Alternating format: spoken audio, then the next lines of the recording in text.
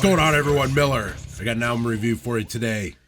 Shape of Despair, Return to the Void, the Finnish Death Doom, Funeral Death Doom band's fifth album, put out by Seasons of Mist. The band started in 1995 under Raven, quickly changed their name because there was a UK band with the same one. So the band consists of Jarno Saloma on lead guitars, Tome Jogren on rhythm, bass, Natalie Koskinen, of course, vocals, a beautiful voice, Sami Jusitalo on bass, Henry Kivulva on the vocals, and Samu Rosalinen on the drums. Now, the opening track, Return to Void, is a great opening track for this album. It really, quite literally sets the pace for it because there isn't too much of a tempo tone, although it is funeral doom, so there is a standard, I guess, if you will, in that genre, but it just dials into it and it keeps going. That's one of the gripes about the album that I have, but Return to the Void is a good example of funeral death doom at its best, in my opinion. The vocals are layered pretty well, and the whole mix is really well done for a funeral death doom album, even if I don't particularly care for the genre style of vocals, which you guys have heard me gripe about before, just that incoherent rumbling. With this album, though, you get a little mix with the vocals from Natalie, which are just oh so sweet.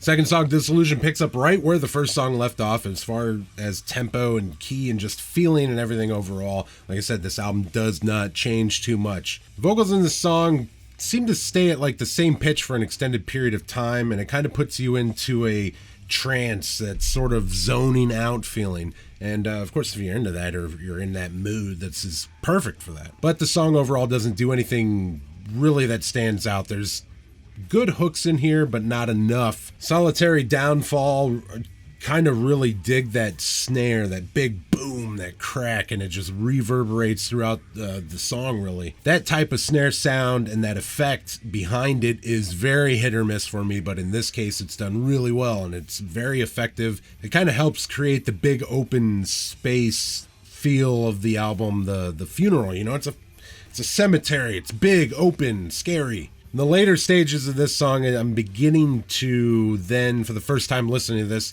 wonder if they know there's a little knob on the metronome, because it is just the same, and it's falling under that kind of like driving in the middle of the night and it's just lines on the road, you know, that zoning out feel. And even other bands in this genre that do these long repeated kind of patterned songs still vary the tempo just slightly from here and there or whatever to kind of change the mood.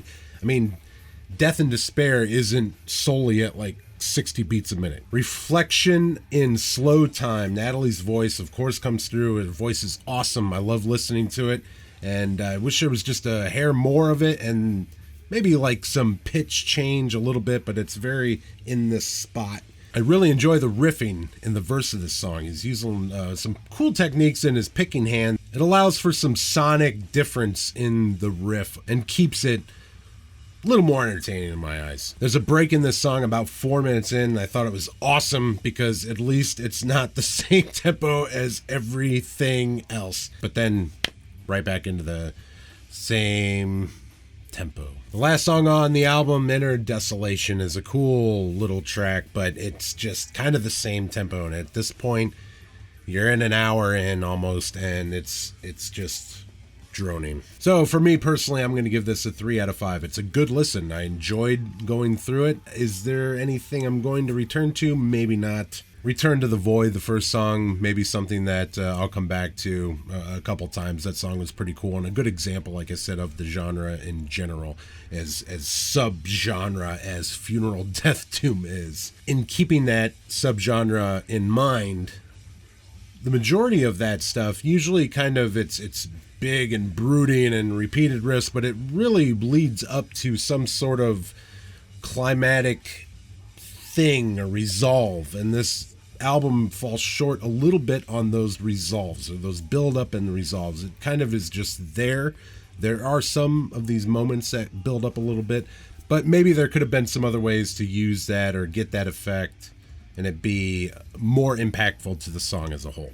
Now, if you are into this specific category, funeral death doom, then this is a killer album for you. and you should pick it up. This is probably a 4 out of 5 for you, and I would recommend that you pick this up, because if you're into this genre, then this is a great example of it, and it's just consistent throughout, but almost too consistent. And if you enjoy the consistency of this channel, hit like, give it a subscribe, thumbs up, all that jazz. We got the cool new shirts up on the website, thrallsofmetal.com. Click the store and it'll take you to our secure Shopify store page. You can check out there. And we got the Carcass ranking coming up. We're looking forward to that. And the big 10,000 subscriber giveaway. Be sure to click on that video to see how to get entered into that really cool package. $100 Bandcamp, alien weaponry, special limited vinyl, and of course, a t-shirt from us. And that about does it for me, and I will catch you later.